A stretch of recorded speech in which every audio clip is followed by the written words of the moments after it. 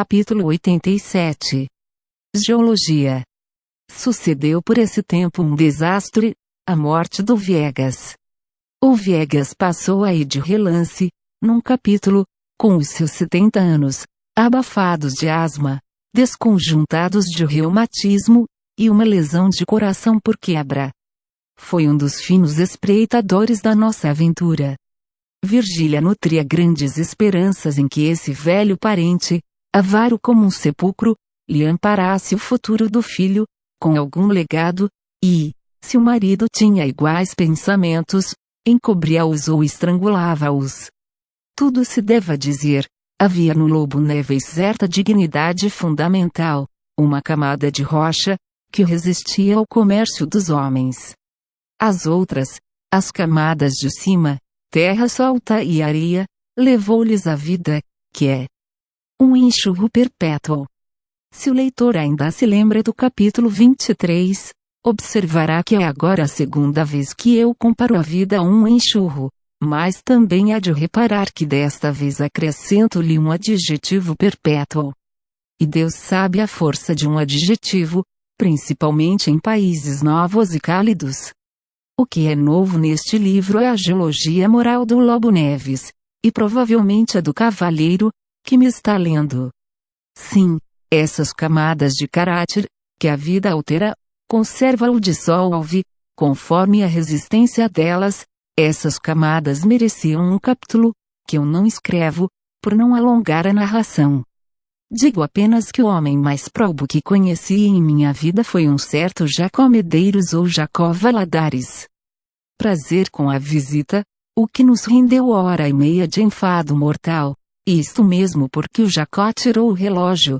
O Dr. B perguntou-lhe então se ia sair com minha mulher, disse o Jacó. Retirou-se o Dr. B e respiramos.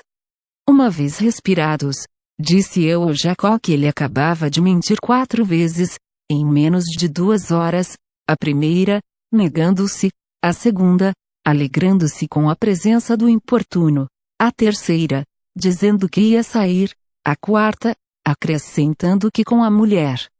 O Jacó refletiu um instante, depois confessou a justeza da minha observação, mas desculpou-se dizendo que a veracidade absoluta era incompatível com o estado social adiantado, e que a paz da cidade só se podia obter à custa de embaçadelas recíprocas.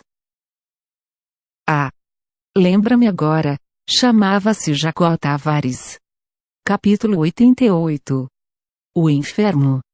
Não é preciso dizer que refutei tão perniciosa doutrina, com os mais elementares argumentos, mas ele estava tão fechado do meu reparo, que resistiu até o fim, mostrando certo calor fictício, talvez para atordoar a consciência. O caso de Virgília tinha alguma gravidade mais. Ela era menos escrupulosa que o marido, manifestava claramente as esperanças que trazia no legado, cumulava ao parente de todas as cortesias, atenções e afagos que poderiam render, pelo menos, um crocodilo. Propriamente, adulava-o, mas eu observei que a adulação das mulheres não é a mesma coisa que a dos homens. Esta orça pela servilidade, a outra confunde-se com a afeição. As formas graciosamente curvas, a palavra doce, a mesma fraqueza física dão à ação lisonjeira da mulher uma cor local, um aspecto legítimo. Não importa a idade do adulado, a mulher há de ter sempre para ele uns ares de mãe ou de irmã, ou ainda de enfermeira, outro ofício feminil, em que o mais hábil dos homens carecerá sempre de um quid, um fluido, alguma coisa. Era o que eu pensava comigo, quando Virgília se desfazia toda em afagos ao velho parente. Ela ia recebê-lo à porta, falando e rindo, tirava-lhe o chapéu e a bengala, dava-lhe o braço e levava-o a uma cadeira, ou até a cadeira, porque havia lá na casa, cadeira do Viegas, obra especial, conchegada, feita para gente enferma ou anciã. Ia fechar a janela próxima, se havia alguma brisa, ou abri-la, se estava calor, mas com cuidado, combinando de modo que lhe não desse um golpe de ar. Então, Hoje está mais fortezinho. Qual? Passei mal à noite, o diabo da asma não me deixa. E bufava o homem, repousando a pouco e pouco do cansaço da entrada e da subida, não do caminho, porque ia sempre a de CG. Ao lado, um pouco mais para a frente, sentava-se Virgília, numa banquinha, com as mãos nos joelhos do enfermo. Entretanto, o nhonhô chegava à sala, sem os pulos do costume, mais discreto, meigo, sério. Viegas gostava muito dele. Vem cá, nhonhô, dizia-lhe, e a custo introduzia a mão na ampla algibeira, tirava uma caixinha de pastilhas, metia uma na boca e dava outra ao pequeno. Pastilhas antiasmáticas. O pequeno dizia que eram muito boas. Repetia-se isto, com variantes. Como Viegas gostasse de jogar damas, Virgília cumpria-lhe o desejo, aturando-o por largo tempo, a mover as pedras com a mão frouxa e tarda. Outras vezes, desciam a passear na chácara, dando-lhe ela o braço, que ele nem sempre aceitava, por dizer-se rijo e capaz de andar uma légua. Iam, sentavam-se, tornavam a ir, a falar de coisas várias, ora de um negócio de família, ora de uma bisbilhotice de alcova, ora enfim de uma casa que ele meditava construir, para residência própria, casa de feitio moderno, porque a dele era das antigas, contemporânea de El-Rei Dom João VI, à maneira de algumas que ainda hoje, creio eu, se podem ver no bairro de São Cristóvão, com as suas grossas colunas na frente. Parecia-lhe que o casarão em que morava podia ser substituído, e já tinha encomendado risco a um pedreiro de fama. Ah! Então sim, então é que Virgília chegaria a ver o que era um velho de gosto. Falava, como se pode supor, lentamente e a custo, intervalado de uma arfagem incômoda para ele e para os outros. De quando em quando, vinha um acesso de tosse, curvo, gemendo, levava o lenço à boca, investigava-o, passado o acesso, tornava ao plano da casa, que devia ter tais e tais quartos, um terraço, cocheira, um primor. Capítulo 89. In extremis. Amanhã vou passar o dia em casa do Viegas, disse-me ela uma vez. Coitado. Não tem ninguém. Viegas cafra na cama, definitivamente, a filha, casada, adoecera justamente agora, e não podia fazer-lhe companhia.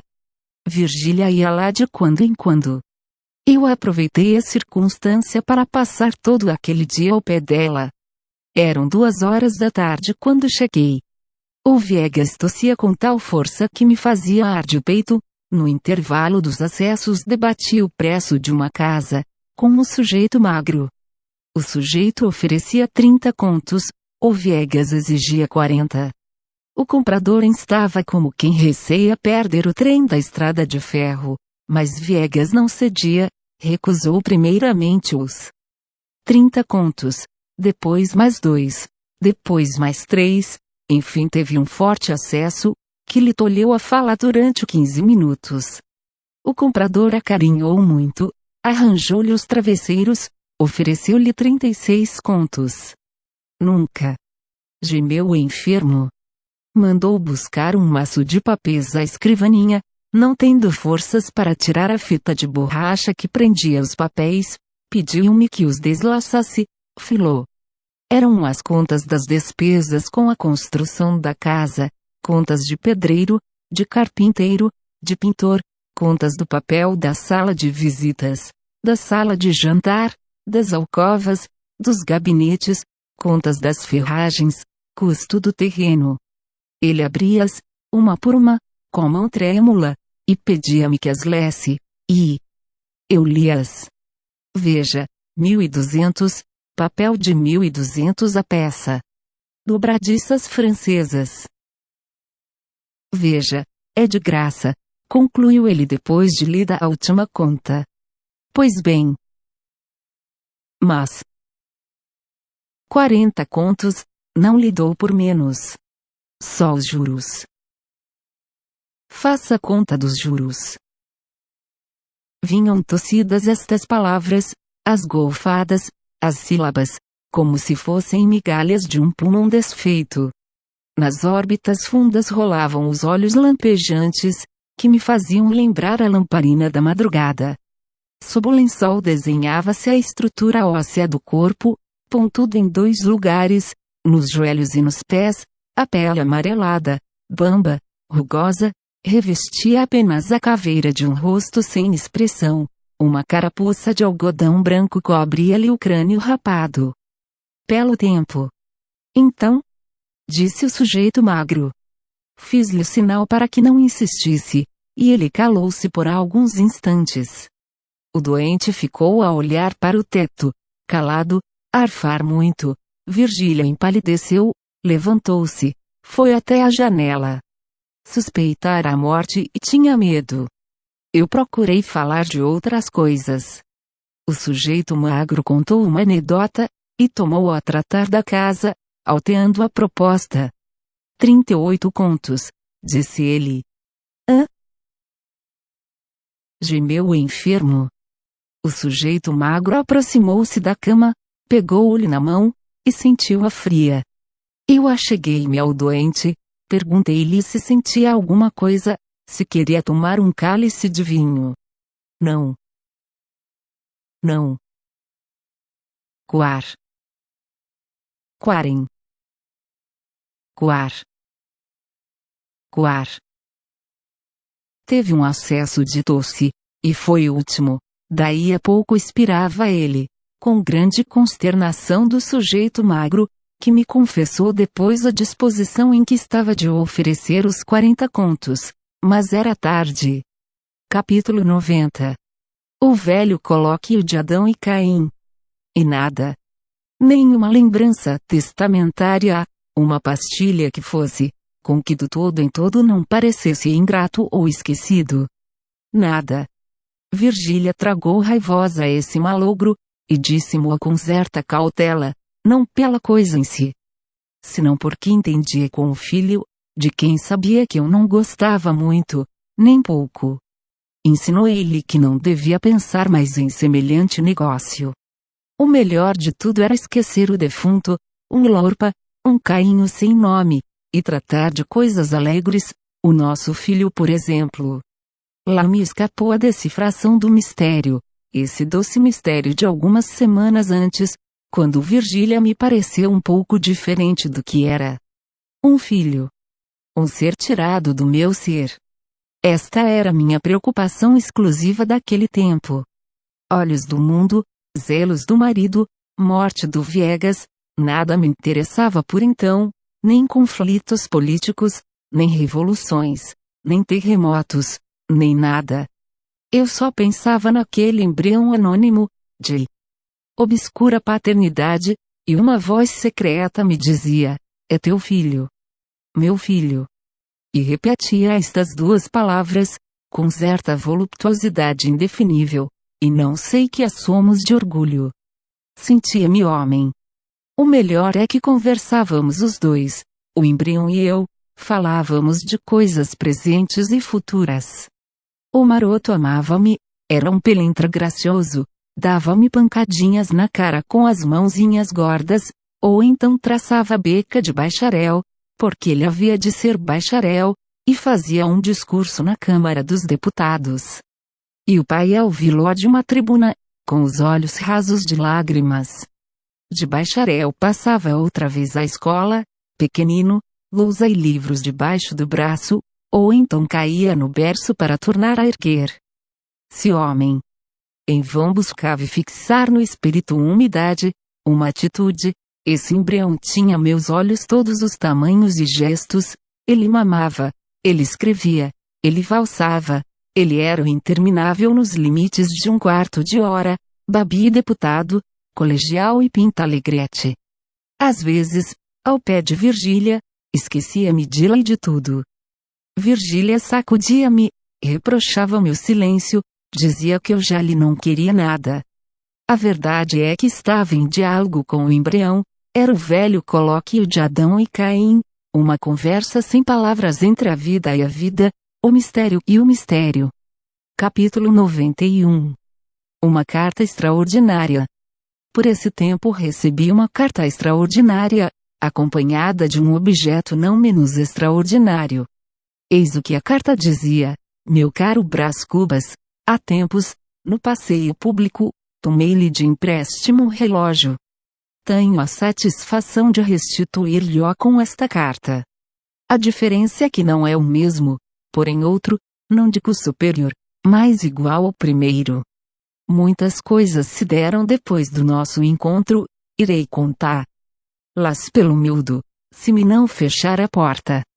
Saiba que já não trago aquelas botas caducas, nem envergo uma famosa sobrecasaca cujas ábias se perdiam na noite dos tempos.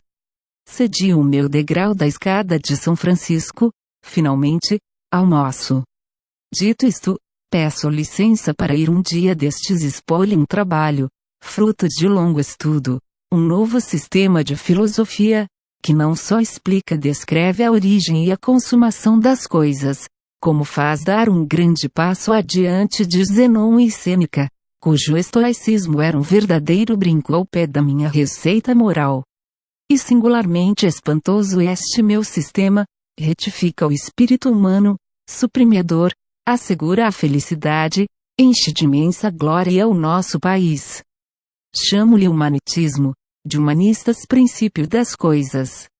Minha primeira ideia revela uma grande infatuação, era chamar-lhe borbismo, de borba, denominação vaidosa, além de rude e molesta. E com certeza exprimia menos. Verá, meu caro Brás Cubas, verá que é deveras um monumento, e se alguma coisa que possa fazer-me esquecer as amarguras da vida, é o gosto de haver enfim apanhado a verdade e a felicidade. Elas na minha mão, essas duas esquivas, após tantos séculos de lutas, pesquisas, descobertas, sistemas e quedas, ei-las nas mãos do homem. Até breve, meu caro Brás Cubas.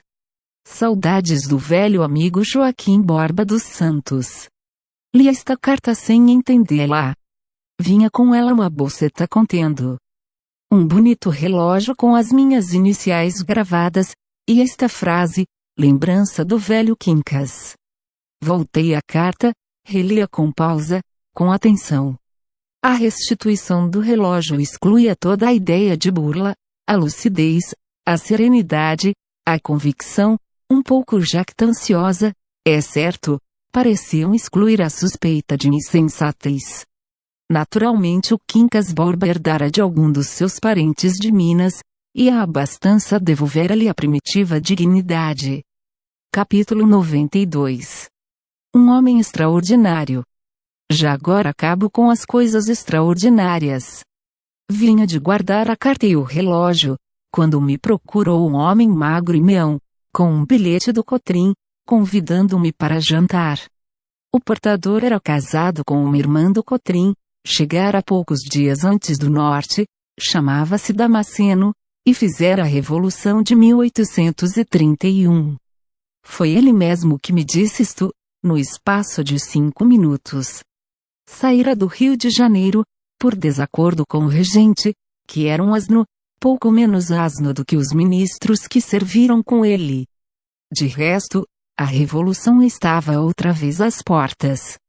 Neste ponto, conquanto trouxe essas ideias políticas um pouco baralhadas, consegui organizar e formular. O governo de suas preferências era um despotismo temperado, não por cantigas, como dizem alhures, mas por penachos da Guarda Nacional. Só não pude alcançar se ele queria o despotismo de 1, de 3, de 30 ou de 300. Opinava por várias coisas, entre outras, o desenvolvimento do tráfico dos africanos e a expulsão dos ingleses. Gostava muito de teatro, logo que chegou foi ao Teatro de São Pedro, onde viu um drama soberbo, a Maria Joana, e uma comédia muito interessante, que tliou a volta à Suíça. Também gostara muito da De Perini, na Safo, ou na Ana Bolena, não se lembrava bem. Mas a Candiani. Sim, senhor, era papa fina.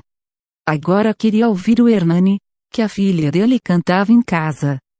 Ao piano, Hernani, Hernani, involame dizia isto levantando-se e cantarolando a meia voz.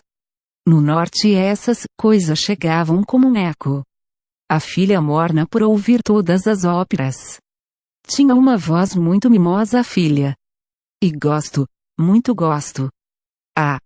Ele estava ansioso por voltar ao Rio de Janeiro. Já havia corrido a cidade toda, com umas saudades. Palavra. Em alguns lugares teve vontade de chorar. Mas não embarcaria mais. Enjoara muito a bordo, como todos os outros passageiros, exceto um inglês. Que os levasse o diabo os ingleses. Isto não ficava direito sem irem todos eles barra fora. Que a Inglaterra podia fazer-nos? Se ele encontrasse algumas pessoas de boa vontade, era a obra de uma noite. A expulsão dos tais godemes. Graças a Deus, tinha patriotismo, e batia no peito, o que não admirava porque era de família, descendia de um antigo capitão Moore muito patriota. Sim, não era nem um pé rapado. Viesse a ocasião, e ele havia de mostrar de que pau era a canoa. Mas fazia-se tarde, ia dizer que eu não faltaria ao jantar, e lá me esperava para a maior palestra. Levei-o até a porta da sala, ele parou dizendo que simpatizava muito comigo. Quando casara, estava eu na Europa. Conheceu meu pai, um homem às direitas, com quem dançara num célebre baile da Praia Grande. Coisas. Falaria depois, fazia-se tarde, tinha de ir levar a resposta ao Cotrim. Saiu, fechei-lhe a porta. Uf. Capítulo 93. O jantar, que suplício que foi o jantar. Felizmente, Sabina fez-me sentar ao pé da filha do Damasceno, uma dona Eulália, ou mais familiarmente Nhaloló, moça bem graciosa, um tanto acanhada a princípio, mas só a princípio. Faltava-lhe elegância, mas compensava com os olhos, que eram soberbos e só tinham o defeito de se não arrancarem de mim, exceto quando desciam ao prato, mas Nhaloló comia tão pouco, que quase não olhava para o prato. De noite cantou, a voz era como dizia o pai, muito mimosa. Não obstante, esquivei-me. Sabina veio até a porta, e perguntou-me que tal achara a filha do Damasceno. Assim. Muito simpática, não é? Acudiu ela, falta-lhe um pouco mais de corte. Mas que coração! É uma pérola. Bem boa noiva para você. Não gosto de pérolas. Casmurro. Para quando é que você se guarda? Para quando estiver a cair de maduro, já sei. Pois, meu rico, quer você queira quer não, há de casar com Nhaloló. E dizia isto a bater-me na face com os dedos, meiga como uma pomba, e ao mesmo tempo intimativa e resoluta. Santo Deus! Seria esse o motivo da reconciliação? Fiquei um pouco desconsolado com a ideia, mas uma voz misteriosa chamava-me à casa do Lobo Neves, disse adeus a Sabina e às suas ameaças. Capítulo 94. A causa secreta. Como está a minha querida mamãe? A esta palavra, Virgília amuou-se, como sempre.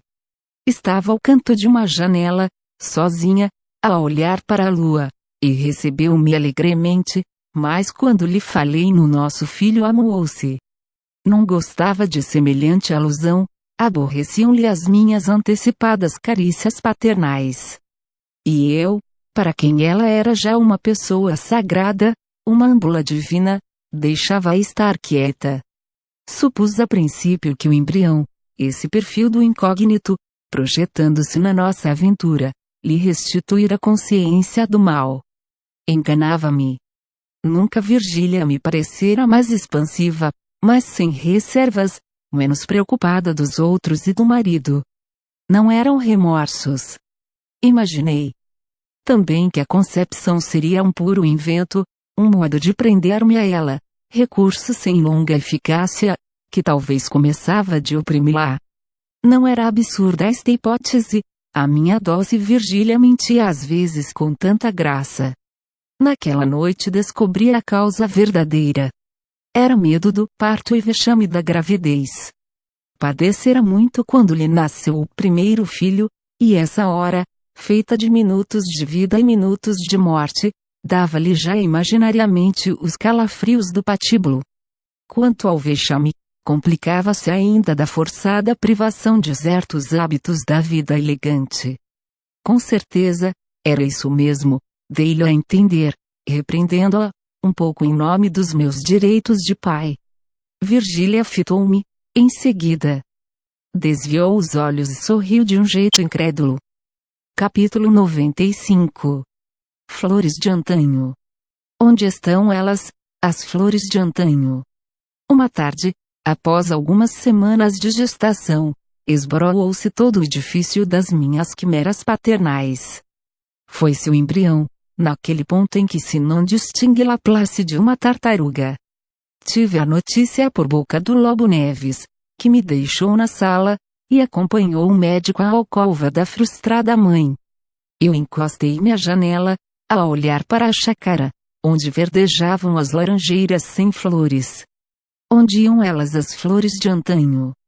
Capítulo 96. A carta anônima. Senti tocar-me no ombro, era o Lobo Neves. Encaramo-nos alguns instantes, mudos, inconsoláveis. Indaguei de Virgília, depois ficamos a conversar uma meia hora.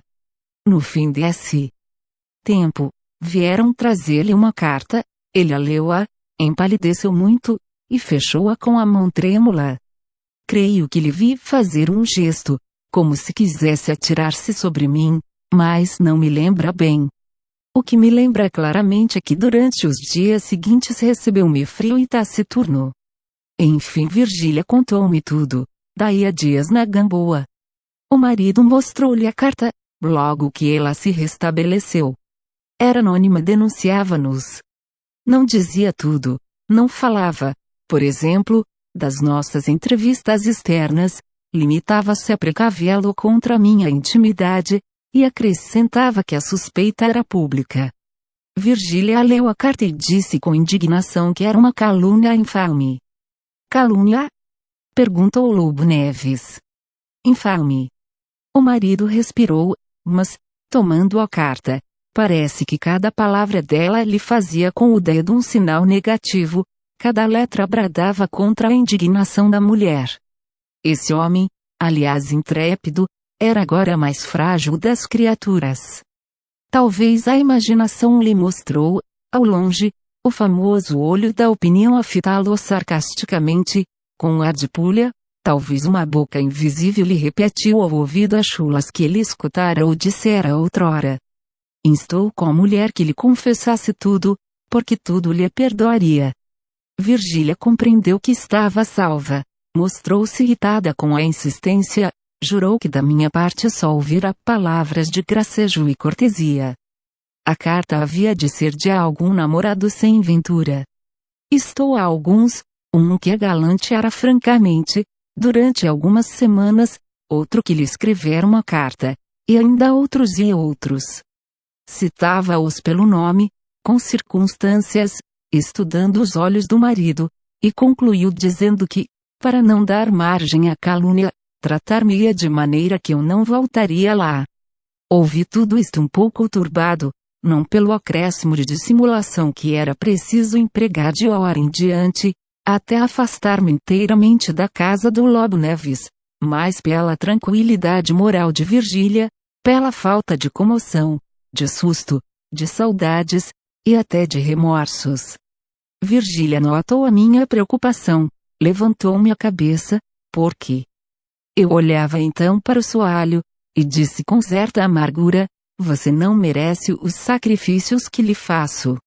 Não lhe disse nada, era ocioso ponderar-lhe que um pouco de desespero e terror daria à nossa situação o sabor cáustico dos primeiros dias, mas se lhe dissesse, não é impossível que ela chegasse lenta e artificiosamente até esse pouco de desespero e terror.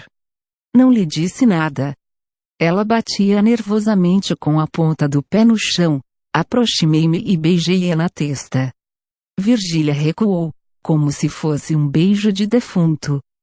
Capítulo 97. Entre a boca e a testa.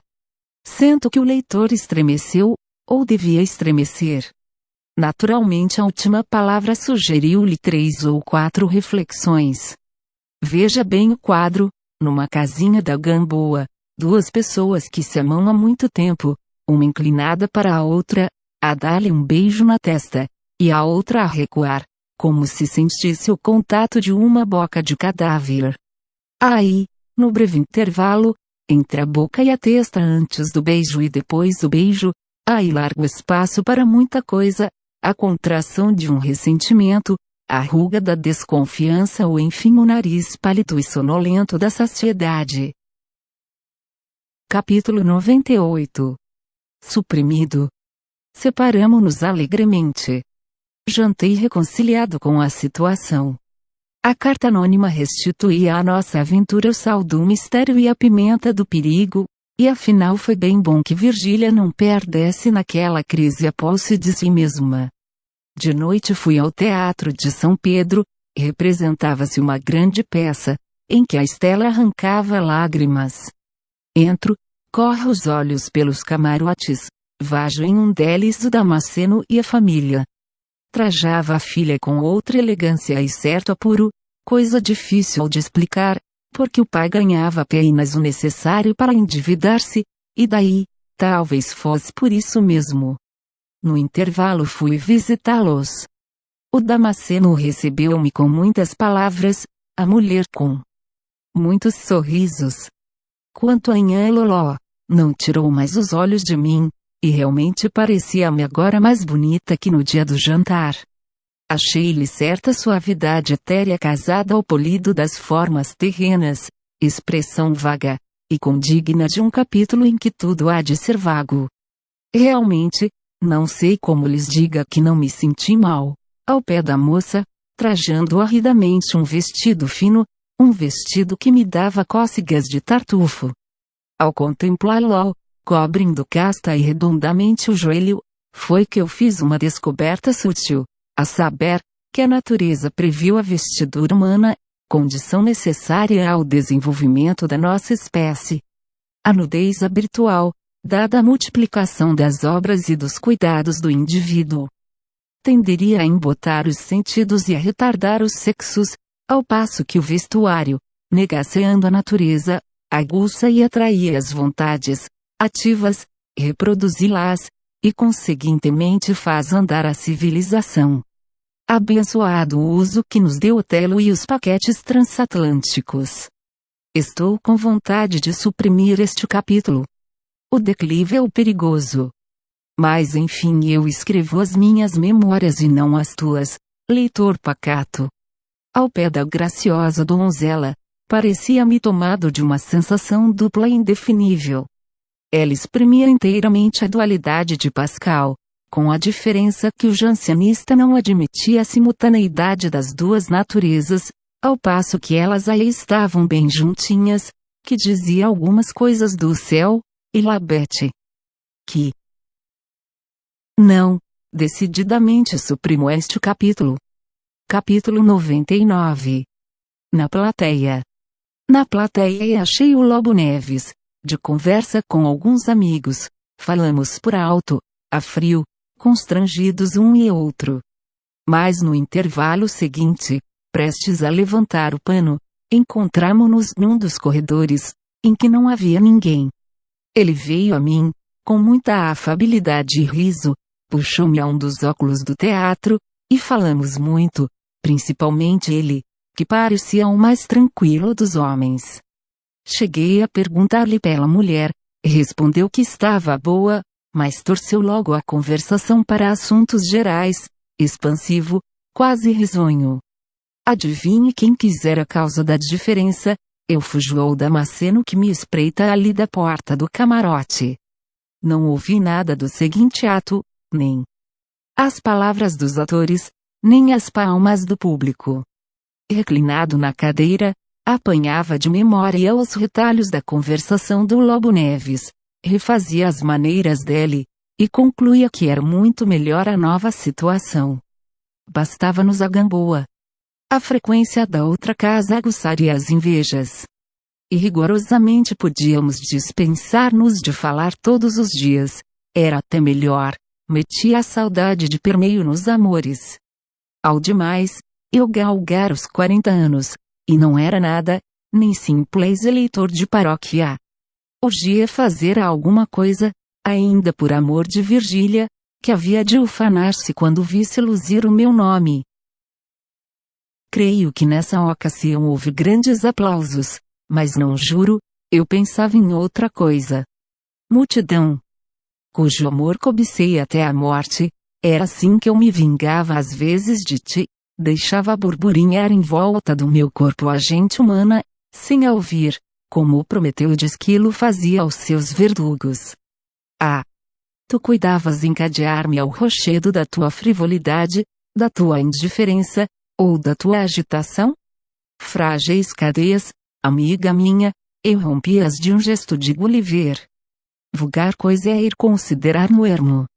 O voluptuoso, o esquisito, é insular-se o homem no meio de um mar de gestos e palavras, de nervos e paixões, decretar-se alhado, inacessível, ausente. O mais que podem dizer, quando ele tomara-se, isto é, quando toma aos outros, é que baixa do mundo da lua, mas o mundo da lua, esse desvão luminoso e recatado do cérebro, que outra coisa é senão a afirmação desdenhosa da nossa liberdade espiritual. Vive Deus! Eis um bom fecho de capítulo. Capítulo 100. O caso provável. Se esse mundo não fosse uma região de espíritos desatentos, era escusado lembrar ao leitor que eu só afirmo certas leis quando as possuo deveras, em relação a outras restringo-me a admissão da probabilidade. Um exemplo da segunda classe constitui o presente capítulo, cuja leitura recomendo a todas as pessoas que amam o estudo dos fenômenos sociais. Segundo parece, e não é improvável, existe entre os fatos da vida pública e os da vida particular uma certa ação recíproca, regular, e talvez periódica, ou, para usar de uma imagem, há alguma coisa semelhante às marés da Praia do Flamengo e de outras igualmente marulhosas. Com efeito, quando a onda investe a praia, alaga muitos palmos adentro, mas esta mesma água toma o mar, com variável força, e vai engrossar a onda que há de vir, e que terá de tomar como a primeira. Esta é a imagem, vejamos a aplicação. Deixei dito noutra página que o Lobo Neves, nomeado presidente da província, recusou a nomeação por motivo da data do decreto, que era 13, ato grave, cuja consequência foi separar do ministério o marido da Virgília. Assim, o fato particular da algeriza de um número produziu o fenômeno da dissidência política. Resta ver como, tempos depois, um ato político determinou na vida particular uma cessação de movimento. Não convindo ao método deste livro descrever imediatamente esse outro fenômeno, limito-me a dizer por ora que o Lobo Neves, 4 meses depois de nosso encontro no teatro, reconciliou-se com o ministério, fato que o leitor não deve perder de vista, se quiser penetrar a sutileza do meu pensamento.